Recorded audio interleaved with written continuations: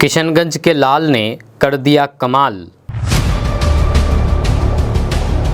किशनगंज के लाल नायाब अंजुम देश की सबसे कठिन परीक्षा सिविल सर्विसेज मेन एग्जामिनेशन में शानदार कामयाबी हासिल कर पूरे सीमांचल का नाम किया रोशन। किशनगंज के सुरजापुरी समाज से आने वाले नायाब अंजुम की कामयाबी की चारों ओर हो रही है चर्चा। जाने कौन है नायाब अंजुम जो किशनगंज सीमांचल में की है कीर्तिमान स्थापित। खुदी को कर बुलंद इतना कि खुदा पूछे बता तेरी रजा क्या है।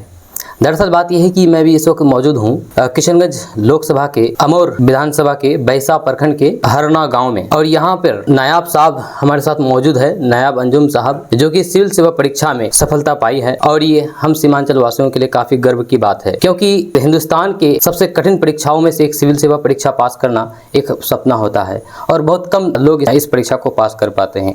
तो हम इनसे नायाब साहब से इस बारे में डिस्कस करेंगे कि कैसे इस कठिन परीक्षा को सफलता हासिल की है और कैसे कैसे तैयारी की है। तो सबसे पहले नायाब साहब, आपका बहुत बहुत स्वागत है KTV लाइव में। Thank you. अब ये बताइए कि आप सिविल सेवा परीक्षा मेंस में सफलता हासिल की है, तो इसका मुख्य क्रेडिट किसको देना चाहेंगे? सबसे पहले क्रेडिट तो आपको ही जाता है क्योंकि मेहनत आपने की है। नहीं, लेकिन आपके पीछे भी बहुत सारे है जो मेहनत की है। सबसे पहले ऊपर वाले को क्रेडिट जाता है, क्योंकि इस एग्ज़ाम में किस्मत बहुत बड़ी चीज़ होती है। मेहनत बहुत सारे लोग कर रहे हैं, ठीक है, लेकिन सबको सिलेक्शन नहीं हो रहा है। बिल्कुल। कुछ ही लोग सिलेक्टेड होते हैं, उसमें लक का बहुत बड़ा फैक्टर होता है। बिल्कुल। उसके बाद जो है मेरे माता पिता है, मेरे माँ बाप हैं, जिनका मेरे पे पूरा भरोसा रहा, कभी किसी चीज़ की दिक्कत होने नहीं दी। क्योंकि 2020 में इंजीनियरिंग फाइनल हुआ, अब 4 साल हो चुके हैं, ठीक है। तो ये एक बेरोजगारी का वक्त होता है, क्योंकि आपके पास कुछ भी नहीं होता, आप अनसर्टेन होते हैं कि सिविल सर्विस क्वालिफाई होगा नहीं होगा तो क्या होगा, क्योंकि कोई अदर ऑप्शन नहीं होता। तो वो लोग बहुत है। उसके बाद बहुत सारे लोग हैं, सबका नाम लेना तो नामुमकिन है मेरे लिए, लेकिन मेरे मामा लोग हैं, मेरे चाचा लोग हैं, ठीक है, मेरे भाई बहन सारे लोग, ठीक, इन सब का बहुत बड़ा रोल है। और जो सोसाइटी है, जो हमारे समाज है, इन लोगों का भी, क्योंकि सबने जब भी घर आना हुआ, कुछ भी हुआ, सबका एक ही चीज़ होता था, ठीक है तुम लगे रहो, करते रहो। तो बहुत सारे लोग हैं जिसका नाम नहीं ले सकता, मैं ले नहीं पाऊँगा, ठीक है। तो ये सारे लोग हैं और मैं सबका शुक्रिया अदा करता हूँ। ये आपका कितना अटेम्प्ट था, फर्स्ट की सेकंड अटेम्प्ट था। तो फर्स्ट अटेम्प्ट कब दिए थे आप? फर्स्ट अटेम्प्ट 2022 में दिए थे। अच्छा। वो प्रीलिम्स क्वालिफाई हुआ था, मेंस नहीं हुआ था। फिर ये 23 में मेरा सिलेक्शन। आपकी शुरुआती पढ़ाई लिखाई कहाँ से हुई है? शुरुआती पढ़ाई लिखाई यहाँ गांव के ही सरकारी स्कूल से हुई। कुछ साल यहाँ पे पढ़ाई किए, फिर बाईसी मॉडर्न पब्लिक स्कूल में 4-5 साल रहे। उसके बाद 2 साल किशनगंज में टाउन एकेडमी में। उसके बाद फिर जामिया 9th में जाना। तो IAS की तैयारी, अब सिविल सेवा की तैयारी कब से करने लगे थे? ये तैयारी जब कॉलेज के लास्ट ईयर के राउंड थे हम लोग, तो उस समय ये स्टार्ट किए थे, तकरीबन 2018-19। अब कितना साल तैयारी की सिविल सेवा के लिए? 5 से 6 साल तो हो गए। 5 से 6 साल जी। अच्छा। तो कब से कब तक? 18-19 में स्टार्ट किया और अभी चल ही रहा है। अभी मेंस लेके आए हैं, तो अभी तो सफ़र शुरू। तो जैसे कि आप सिविल सेवा की तैयारी शुरुआत की, उससे पहले आप कहाँ तक मतलब कि उस समय इंजीनियरिंग, सिविल इंजीनियरिंग चल रहा था जामिया मिल्ला इस्लामिया से। उसी टाइम पे जब पापा कहे कि एक बार देखो BPSC वगैरह के बारे, SBI के जो भी है बैंकिंग वगैरह का, इंजीनियरिंग कर रहे हो ठीक है, तो इधर भी सोचो एक बार अगर ध्यान में आता है। तो वहाँ पे ये सोच बनी, और 1-2 दोस्त भी थे जो इस चीज़ में तैयारी कर रहे थे, तो उनका मोटिवेशन से फिर हमने स्टार्ट किया। हमने कहा जो होगा देखा जाएगा, करते हैं। तो सिविल सेवा की तैयारी में आपका शेड्यूल क्या था? सोने जागने, पढ़ाई लिखाई का कुछ ऐसा शेड्यूल था या फिर शेड्यूल? हाँ, नॉर्मली टाइमिंग तो ऑलमोस्ट मेरी 2022 के मार्च से लेके अभी तक का अगर आप टाइम देखिए तो ऑलमोस्ट फिक्स है कि 1 से 1:30 बजे सोना है, 8 साढ़े 8 तो उठ के फिर नहा धो के फिर से 9 साढ़े 9 तक लाइब्रेरी पहुँचिए, फिर बीच में खाना लंच डिनर होता रहेगा। अच्छा। बाकी अब इस सिविल सेवा में ही आना क्यों चुना? कि बहुत सारी चीज़ें हैं जिसमें जा सकते थे आप। बहुत सारी चीज़ें हैं, जा सकते थे। जब हमने तैयारी शुरू की थी तो हमें नहीं पता था क्या होता है। अच्छा, ठीक है। बस 1 ही 2 ही सर्विस पता है, एक IAS होता है, एक IPS होता है। जो भी तैयारी शुरू करने के बाद हुई, तो उस समय का समझ में नहीं आता था, बस लगता था कि हाँ कुछ बड़ा चीज़ है, कुछ करना है। तो शुरुआत में ये नहीं था, प्लान नहीं था कि हमको यहाँ पर जाना है, IAS या फिर ऑफिस में जाना है? उस समय आप कॉलेज में होते हैं और जब आप ऐसे बैकग्राउंड से आते हैं तो आपको समझ में नहीं आती ये चीज़ें। बस ये समझ में आता है कि कोई बहुत बड़ा एग्जाम है जिसको आपको क्लियर करना है, जिसको क्लियर करने से कुछ बड़े पोस्ट पे आप जाते हैं। लेकिन जब आप फिर जर्नी में रहते हैं, लगातार कंटिन्यूअसली चीज़ें देखते रहते हैं, तो समझ में आता है कि अच्छा क्या हो रहा है इसमें, तब बात समझ में। तो इसमें कोई गाइड करने वाला आपको था या फिर खुद से आप अपना गाइड? हम लोग नहीं, बाहर से तो कोई भी नहीं रहा। अपने जो सेल्फ मतलब जो ग्रुपिंग थी 2-3 लोगों की, वो हमारी अच्छी रही। सारे लोग मेहनती रहे, सारे तेज लोग रहे, तो वो बहुत फ़ायदा किए। भविष्य में चल करके अगर आप डीएम बन जाते हैं, डिस्ट्रिक्ट मजिस्ट्रेट बन जाते हैं, और हो सकता है कि आपकी पोस्टिंग किशनगंज में हो जी, तब क्या करना चाहेंगे किशनगंज के लिए सबसे पहले? ये तो डिपेंड करेगा कि कब पोस्टिंग होती है, कितना वक्त लगता है। मान के चले हो गया पोस्टिंग, तो क्योंकि आप अगर करेंगे तो हो सकता है ना, कुछ भी हो सकता है। किशनगंज नहीं तो कहीं भी तो हो सकता है। एक तो हम आपको मिसाल दिए नहीं, किशनगंज ये तो ये है कि जहाँ पे भी पोस्टिंग होती है जिस भी सिविल सर्वेंट की, as a IAS officer, DM, तो वहाँ पे जानना होता है कि वहाँ किस दिक्कत क्या है। हर इलाके का, हर एरिया का अपनी अपनी दिक्कतें हैं, समस्या है। एज ए एडमिनिस्ट्रेटर आपको वहाँ जाके इस चीज़ को समझना पड़ता है, ग्राउंड में क्या दिक्कत है, फिर उसके हिसाब से आप बनाइए। हाँ, अगर किशनगंज की जहाँ तक बात है, जितना मेरी अंडरस्टैंडिंग है, जो मैं समझता हूँ इसको, तो यहाँ पे वो एजुकेशन पे बहुत ज़्यादा करने की ज़रूरत है। उसमें स्पेशली गर्ल्स एजुकेशन पे काम करने की ज़रूरत है। और जो फ्लड का इशू है उसमें जो एज ए डीएम जो उसकी रिस्पॉन्सिबिलिटी है वो करने की ज़रूरत है, ताकि जो उसका जो इम्पैक्ट है वो सबसे लोवेस्ट लेवल के लोगों को इम्पैक्ट करता है। बड़े लोग तो सेफ हैं, जो किसान हैं, जो गरीब आदमी है, उसको इम्पैक्ट करता है। तो उस चीज़ को पे काम करना बहुत ज़रूरी है। कोई अगर ऐसे ही कोई आपकी तरह अगर बनना चाहे तो उसको क्या करना पड़ेगा? कोई बच्चा को कब से तैयारी में लग जाना चाहिए? मेरी तरह ना बने, वो अपनी तरह बने, कि उसकी अपनी आइडेंटिटी है, ठीक है। नहीं, कोई अगर सिविल सेवा में आना चाहता है, हाँ, सिविल सेवा में आना चाहता है तो भाई इसकी कोई लिमिट नहीं है कि आप कब से तैयारी करें, लेकिन जब से आपका दिल बने और जब से आपका इरादा बने, तब से आप फिर लग जाइए। आपका दिमाग फिर बदलना नहीं चाहिए कि आज कर रहे हैं, 6 महीने बाद आप करें कि हमसे नहीं हो पाएगा। एक्सक्यूज नहीं, एक्सक्यूज नहीं देते। 6 महीने बाद तो आपको लगेगा कि नहीं होगा। अगर इतना आसान होता कि 6 महीना में आदमी डिसाइड कर ले कि हो जाएगा, तो फिर तो इतना डिफिकल्ट क्यों मानता आदमी को। तो आपको लगना पड़ेगा, 1.5 साल लगना पड़ता है, घिसना पड़ता है, एग्जाम के थ्रू लगना पड़ता है। आप सिलेक्टेड हो जाओगे फिर भी आपको टफ लगेगा वो काम। तो जब आप डिसाइड करो, जिस भी स्टेज में आप लगे रहो, करते रहो, मेहनत करो, हो जाएगा इंशाल्लाह। कोशिश तो वही है। अभी सोशल मीडिया का ज़माना है जी, और सोशल मीडिया के ज़माने में कहा जाता है कि पढ़ाई काफ़ी ज़्यादा डिस्ट्रैक्ट करते हैं पढ़ाई में। तो आप जैसे तैयारी कर रहे थे, कौन सा मोबाइल यूज़ करते हैं? सिंपल वाला, बटन वाला, या फिर यही वाला? आज के ज़माने में आप सिंपल मोबाइल में जिंदा नहीं रहेंगे, है ना। चाहे आप स्टूडेंट हो, चाहे किसान हो, कुछ भी हो, तो फ़ोन तो एंड्रॉइड ही यूज़ होगा, क्योंकि सारी चीज़ें, इतनी सारी चीज़ें फ़ोन पे ही अवेलेबल है। आप उसका इस्तेमाल कैसे करते हैं वो डिपेंड करता है। सोशल मीडिया है, कुछ चीज़ें सोशल मीडिया पे भी काम पे आती है, ठीक है। बहुत सारी चीज़ें न्यूज़पेपर्स आ जाते हैं, बहुत सारी चीज़ें आ जाती हैं, तो आप उसको यूज़ कर सकते हैं।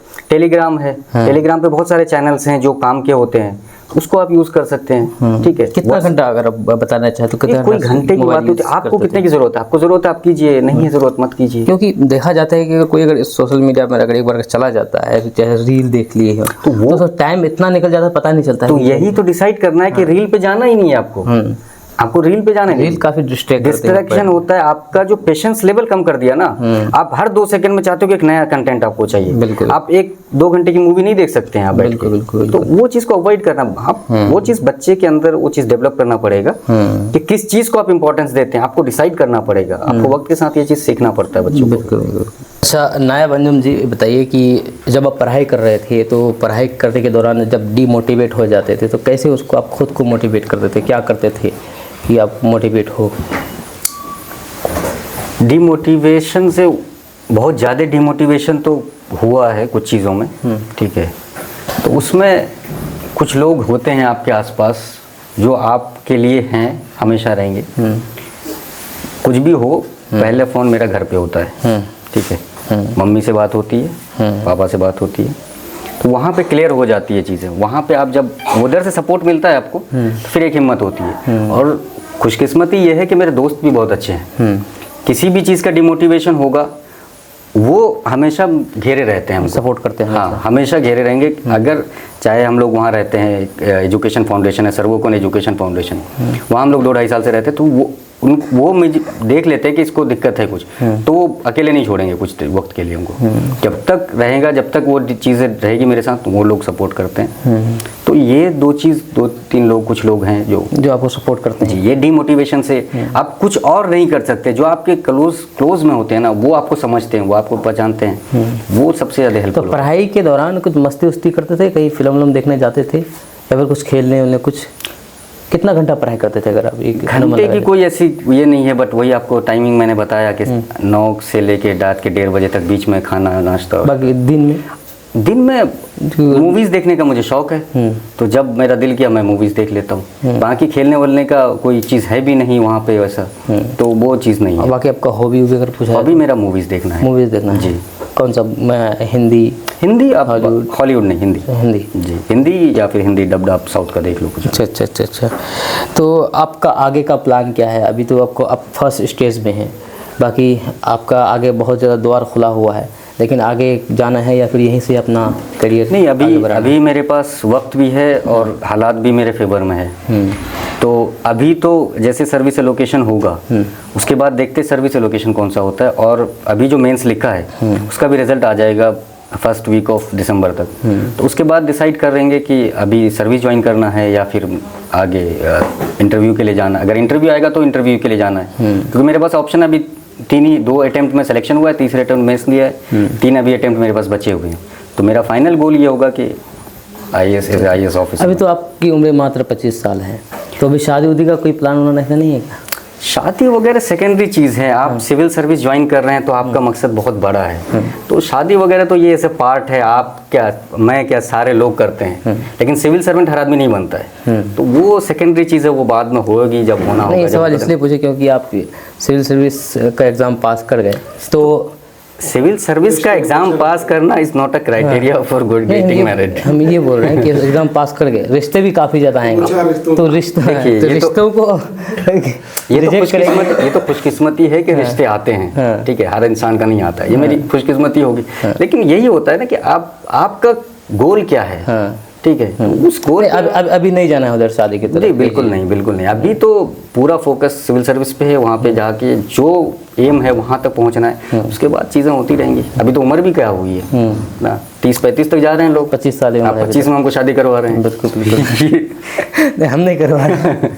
अच्छा, एक चीज़ अंत में एक लास्ट सवाल पूछेंगे, किशनगंज वासियों को क्या संदेश देना चाहेंगे, जो भी छात्र तैयारी कर रहे हों, एक मैसेज देना क्या चाहेंगे? तैयारी आपको करती रहनी पड़ेगी। आपने डिसाइड कर लिया तो आप करते रहिए, ठीक है।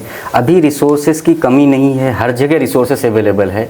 आपको रिसोर्स चूज करना पड़ेगा, क्या करना है, तो उसमें आप अपना थोड़ा सा वक्त लगाइए कि रिसोर्स को चूज कीजिए और उस पर स्टिक हो जाइए। क्योंकि यूपीएससी का सवाल, यूपीएससी जो है ना, वो आपकी नॉलेज को टेस्ट नहीं करता है। सिविल सर्विस आपको नॉलेज को टेस्ट नहीं करता है। बहुत सारी पर्सनालिटी चीज़ें होती है जो जिसको टेस्ट करता है सिविल सर्विसेज में, उस पर आपको ध्यान देने की ज़रूरत है, ठीक है। तो उस पर काम करिए, मेहनत करिए, लगे रहिए, ईमानदारी से कीजिए, और किस्मत में है तो ज़रूर मिलेगा। चलिए, आपका बहुत बहुत शुक्रिया आपका KDB लाइव में समय देने के लिए, और हमें उम्मीद है कि आप आगे अभी जो भी स्टेज है उसको भी आप फॉलो करते जाएं और कामयाबी हासिल करते जाएं, सीमांचल का नाम रोशन करते जाएं। ये थे नायाब अंजुम साहब, जो कि सीमांचल वासियों के लिए बहुत ही गर्व की बात है, सिविल सेवा परीक्षा में पास करके एक कीर्तिमान स्थापित किया है। मैं हूं फिरदौस गनी, आप देख रहे हैं KDB लाइव। आपका इसके बारे में क्या कहना है, आप सभी तरीके से नीचे कमेंट बॉक्स में कमेंट करके बता सकते हैं। मिलते हैं नेक्स्ट वीडियो के साथ। जय हिंद, जय भारत। अनवर साहब, आपके बच्चे ने एक बड़ी सफलता हासिल की है। आमतौर पर हम लोग जिस सीमांचल से आते हैं, यहाँ के गार्जियनों की चाहत होती है कि हमारा बच्चा मास्टर बने, डॉक्टर बने, इंजीनियर बने, IAS बने, कोई नहीं सोचता है। आप कैसे सोचे इस बारे में?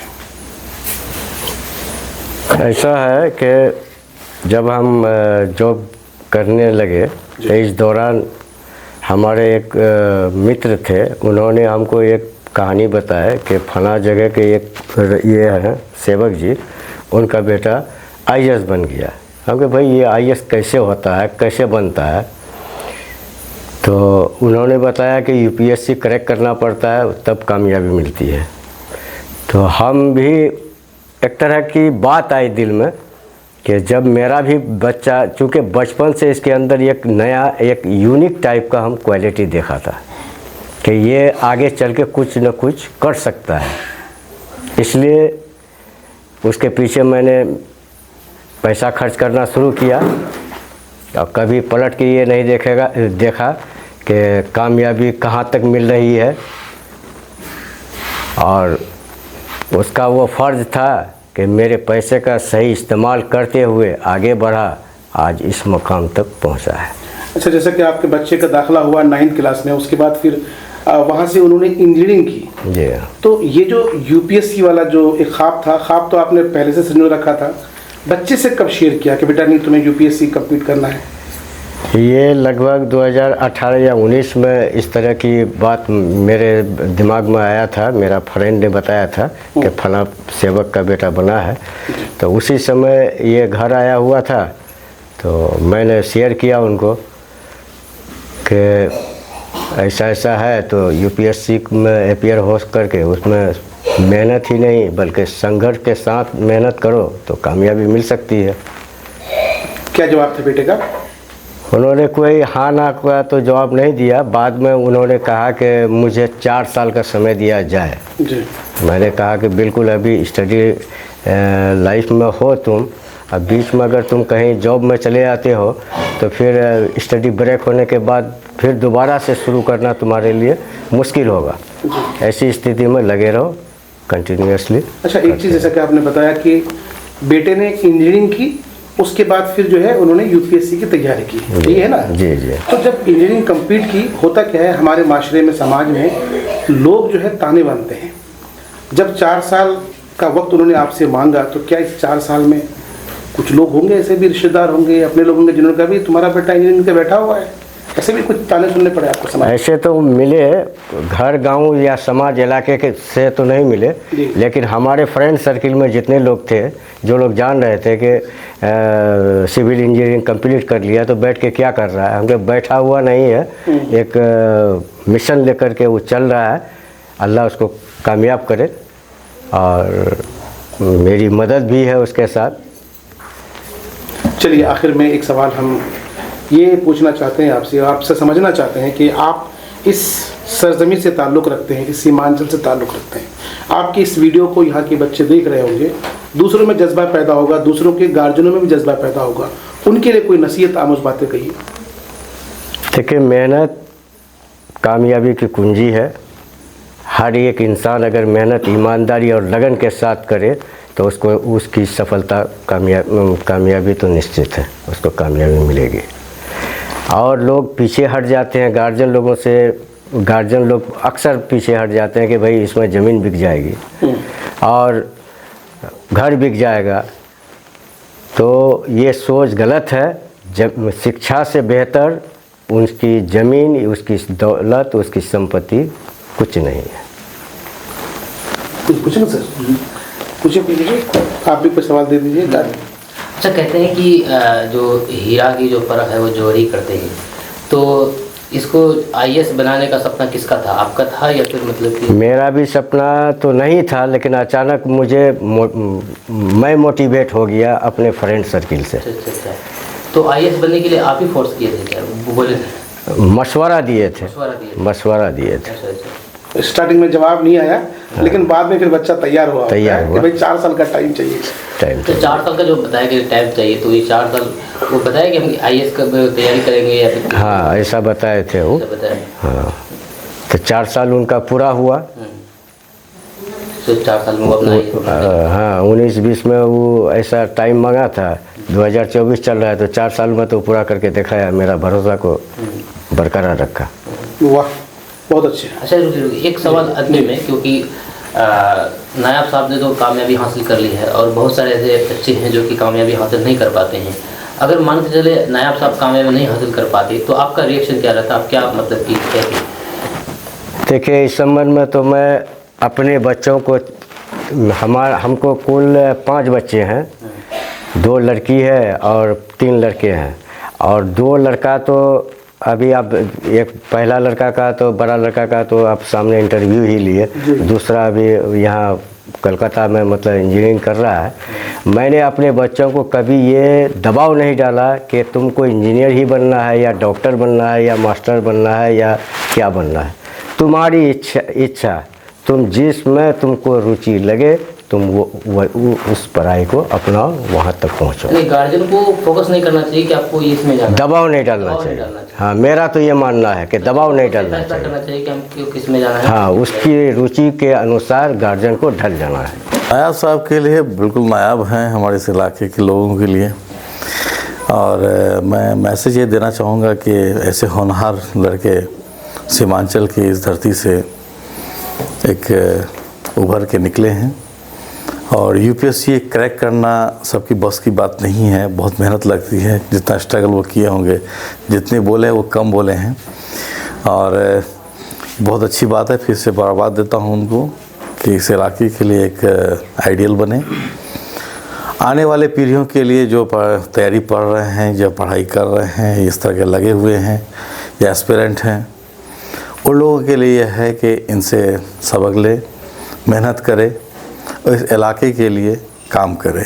नायाब साहब के बारे में सबसे पहले कब आपको पता चला और आप किशनगंज से यहाँ आए, तो वहाँ से यहाँ तक का जो सफ़र और उनसे मुलाकात हुई, उनसे बातचीत हुई? नायाब साहब के बारे में कल मुझे मालूम हुआ, सोशल मीडिया के ज़रिए मालूम हुआ, पेपर में देखा और फिर मैंने आपसे रब्ता कायम किया कि भाई ऐसे लड़के हमारे इलाके के हैं। और सुरजापुरी का बेटा है, मैं सुरजापुरी के दर्द को समझता हूँ, कितनी मेहनत से आदमी आगे बढ़ते हैं, कितनी मुश्किल होती है। पेरेंट्स को पूछिएगा तब वो आपको इतनी बताएंगे कि जब पैसे की डिमांड होती है, जब वहाँ से आते हैं कि भाई हमको इतने पैसे की ज़रूरत है, तो पेरेंट्स के पास अगर नहीं है तो वो बहुत खामोशी से इंतज़ाम करके उन तक पहुँचा दिए देते हैं और बोलते नहीं हैं कि हम परेशान हैं। तो वो जो हिम्मत है, वो हिम्मत को दाद देना पड़ेगा। और बच्चे ने उनके जवाब भी दे दिए, तो आज खुशी होती है उनको। आज उनके चेहरे पर खुशी जो लहर रही है, तो ये देख रहा है कि मेरा एक लाल, मेरा सुरजापुरी का बेटा, इस सीमांचल का इलाका का बेटा आज एक आईएएस क्रैक करके सामने बैठे हैं। इससे बड़ी खुशी और क्या हो सकती है। किशनगंज के नौजवानों के लिए निहाल साहब का क्या कहना? किशनगंज के लिए, सीमांचल इलाके के लिए, बिहार के लिए मैं यही कहूँगा कि आप मेहनत कीजिएगा, फल मिलेगा। मेहनत करते रहिए। और ख़ास करके हमारे इलाके में यूपीएससी पेशेंस नहीं है यूपीएससी तैयारी करने के लिए। बहुत कम ही बच्चे हैं, थोड़ा सा पढ़ाई शुरू किया, जैसे ही सिलेबस स्टार्ट किया लगता है यार बहुत वास्ट सिलेबस है, इस सिलेबस में कैसे हम आगे बढ़ें, तो वहीं पे छोड़ देता है। तो ये हिम्मत देने की ज़रूरत है और हिम्मत से काम ले, पढ़ाई करे, तो जाहिर सी बात है कुछ ना कुछ तो अच्छा रिजल्ट होगा ही। और अगर इस इलाके में अगर 10 आईएएस होगा तो इस इलाके का डेवलपमेंट होगा। छात्र जो की तैयारी कर रहे हैं वो बीच में डिमोटिवेट हो जाते हैं, उसको आप क्या संदेश देना चाहेंगे? देखिए, यूपीएससी तैयारी ऐसा चीज़ है ना कि जैसे बताने का सर्टेन प्रिंसिपल पर काम होता है, सीधी बात है। उस पर ज़्यादा जो है हम लोग भी किया था, फेल्योर हैं आपके सामने हैं, मैं भी बोलता हूँ। तो कहीं ना कहीं जो है लगता है कि घर आते होंगे तो बोलते अरे कब तक पढ़ाई करोगे, है ना। अच्छा, इंजीनियरिंग करके जॉब नहीं किया, बिल्कुल, या और कुछ नहीं कर रहा है, कितना पैसा पेरेंट्स का लोगे, ये कुछ इस तरह से होता है। रिश्तेदार भी कहते हैं कि अब तक पढ़ाई कर रहा है, तो ऐसा भी सुनने को मिलता है। जब वही बच्चा जब क्रैक करता है तो उनको जवाब भी मिल जाता है कि भाई एक सही दिशा पर, सही डायरेक्शन पे, सही गाइड से काम किया तो रिजल्ट निकला। रिजल्ट की कामना ना करके आप बिल्कुल रिजल्ट ना देखे, रिजल्ट बाद में देखना। जितना उसका टाइम पीरियड है उतना 2 साल तो सिलेबस को समझने में लगता है। बेसिक चीज़ है कि 2 साल, 1.5-2 साल जो है पूरे सिलेबस को समझने में लग जाता है। पढ़ाई करते जाना चाहिए, अगर नहीं भी निकाले तो एक अच्छा इंसान जरूर बन करके निकलेंगे वो। हाँ बिल्कुल इसमें है। लेकिन अब हमारे बड़े भैया के एक दोस्त थे, तो वो एडवोकेट थे, वो आए थे मिलने के लिए। इनको देख के उनका नाम रख दिया था कमिश्नर। अच्छा, तब से हम लोग उसको, इसका नाम जानते हैं कमिश्नर बाबू। कमिश्नर? जी, कमिश्नर बाबू ही जानते हैं। अगर नायाब अंजुम अगर अब आपसे पूछेगा जल्दी हम नहीं बता पाएंगे। हम पूरे इलाके जितने सगा संबंध जितने लोग हैं, अपने अड़ोस पड़ोस के जितने सारे लोग हैं, सबको इनका नाम कमिश्नर बाबू के नाम से जानते हैं। बताइए, असल काम की बात सबसे आखिर में आ रही है। वाह, बहुत बढ़िया। तो उनका नाम भी कमिश्नर और बन के भी दिखाएगा। जी, अल्लाह का शुक्र है कि समय आने पर इंशाल्लाह ज़रूर कमिश्नर बन के दिखाएंगे। आपका नाम क्या हुआ सर? मेरा नाम शाकिर आलम। शाकिर साहब, ठीक है। मोहम्मद जाकिर आलम, आप नायाब साहब के छोटा चाचा है। छोटे चाचा हैं, खालू भी हैं। खालू भी हैं। जी। माशाल्लाह। तो ये जो हमारे शाकिर भाई बता रहे थे अभी कि नायाब साहब का नाम बचपन में जो है कमिश्नर रखा है। जी और मुझे लगता है कि आने वाले दिनों में ये कमिश्नर बनेंगे ना, इंशाल्लाह। की गाड़ी घूमेंगे। लालबत्ती है ना सर अभी? तो इस उपलब्धि को, इस कामयाबी को किस तरीके से देखते हैं सर? देखिए, ये बच्चा जो बचपन से ही इसको सारे परिवार के लोग इनका कारनामा देख करके लोग खुश था कि ये बच्चा आगे चल कर कुछ करके दिखाएगा। क्योंकि बचपन में जब क्या करते थे ऐसा बचपन में? 4-5 साल का जब ये था तो इसका साथी और भी था, चचेरा सब भतीजा, ये चचेरा सब भाई इनका, सब मिल करके ये लोग मतलब कहानी सुनने के लिए मांगता था।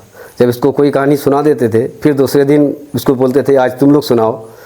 तो और कोई जो इसका चचेरा सब भाई था तो वो लोग तोड़ मरोड़ करके सुनाता था, लेकिन ये सेम हू बहू वैसे सेम टू सेम सुना देता था। इसलिए सारे लोगों को ये उम्मीद थी कि इसका मेमोरी पावर जैसे है तो ज़रूर ये कुछ आज न कल कुछ करके दिखाएगा। तो सो करके दिखाया। चलिए, अपने ख़ानदान के जी, दूसरे नौजवानों के लिए, इलाके के नौजवानों के लिए, ये आपका अमूर, बैसा, रोटा, बहादुरगंज, किशनगंज, पूरे सीमांचल के नौजवानों के लिए कोई संदेश, कोई पैगाम दीजिए, नसीहत दीजिए बच्चों को। हर गार्जियन को चाहिए कि बच्चों को अच्छा से अच्छा तालीम दे। तो बच्चों को भी चाहिए खूब मेहनत से। मेहनत करे, बच्चा भी मेहनत करे। जी, आप कुछ पूछे सर? जी, तालीम तो ठीक है, तरबियत भी कुछ। जी तरबियत जरूरी है। तरबियत कैसा होना चाहिए अगर बचपन से अगर बच्चों को देना चाहे? सोहबत बड़ी चीज़ है, सोहबत अच्छे सोहबत में रखना चाहिए बच्चे को। आजकल के बच्चे इधर से उधर मोबाइल वगैरह का सोहबत में लग करके बच्चा ख़राब हो जाता है, पढ़ाई में ध्यान कम लगाता है। इसलिए उस पर भी ध्यान देना चाहिए गार्जियन को, उस सोहबत में रखना। जी बिल्कुल सोहबत में। कैसा लग रहा है ये इतना मकाम हासिल कर लिया है? तो बहुत अच्छा। बहुत अच्छा। कितनी खुशी हो रही है? बहुत बहुत बयान नहीं कर सकते हैं। नहीं। हाँ। आगे चल करके कोई ऐसा सपना है? अभी तो अगर नहीं है अभी बताया तो अभी पढ़ाई अगर जब करेंगी तो इस तरह का बनने का सपना है? है। आप भी बनेंगे? ड्रीम इसका कुछ और है। कैसा, क्या ड्रीम है? सुनने में बता रहे कोई और ड्रीम है आपका? है। क्या ड्रीम है? पायलट। क्या? तभी तो इधर इतना।